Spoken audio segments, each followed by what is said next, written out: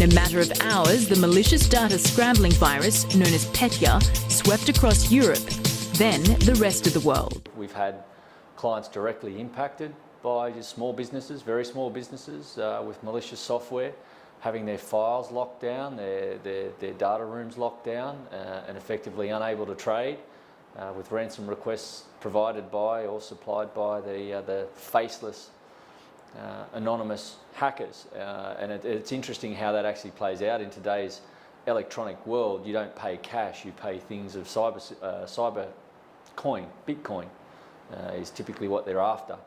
Even the process to find out how to get a Bitcoin is quite drawn out. It's an electronic trading system that puts value around transactions.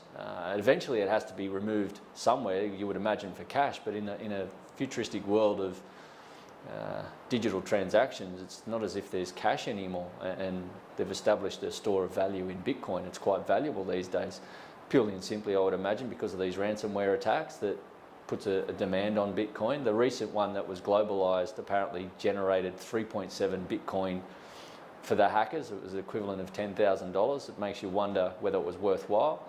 But the damage and the disruption that it causes to business is astronomical.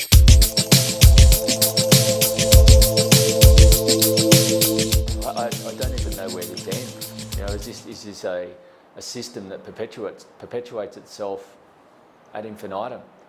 Political infighting or political fighting to gain the upper hand or power versus the needs of a country and its economy and the welfare of its citizens. Now, that doesn't mean everything's brought into a political debate.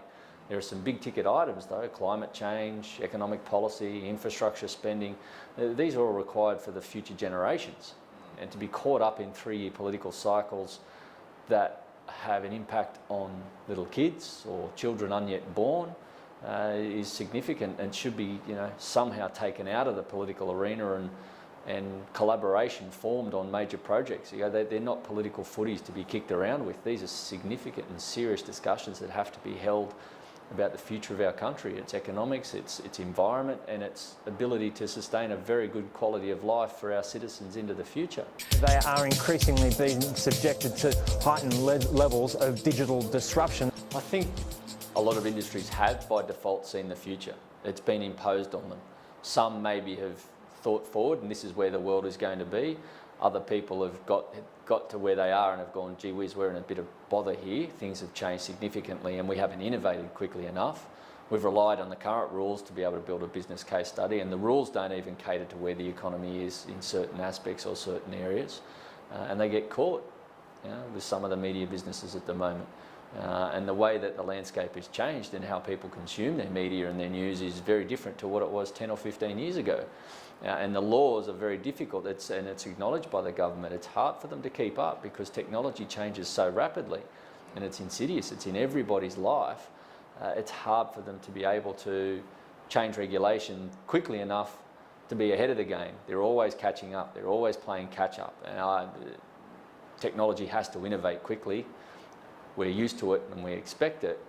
It makes it difficult. It's not just Australia, it's any government, it's any westernised country is going to have difficulty trying to regulate around technology.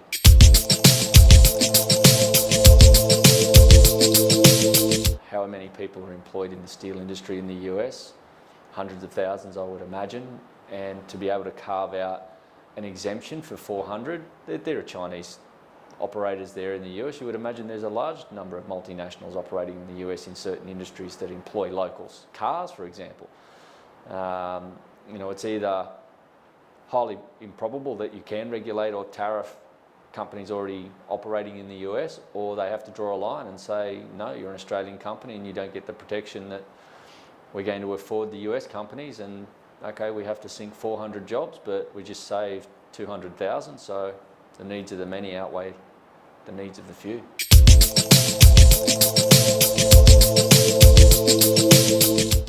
So it's hard for someone to come in and say, I'm going to change the world or change a country, and this is my platform to do so, that gains popular support and gets someone into power.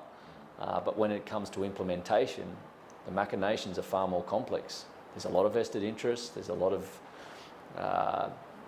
various parties that have outcomes already embedded into the system that don't want those changed, and there's a lot of sticks thrown into the spokes, and it slows an economy down. So for all his talk and all his vision, which is great, getting it into action, one person can't do it alone, and I think that's what we're seeing. And our capacity or our attention span for results is so short these days that if someone can't deliver within a space of 2 or 3 months, we start to say they're ineffectual in what they're doing. A lot of these things take years.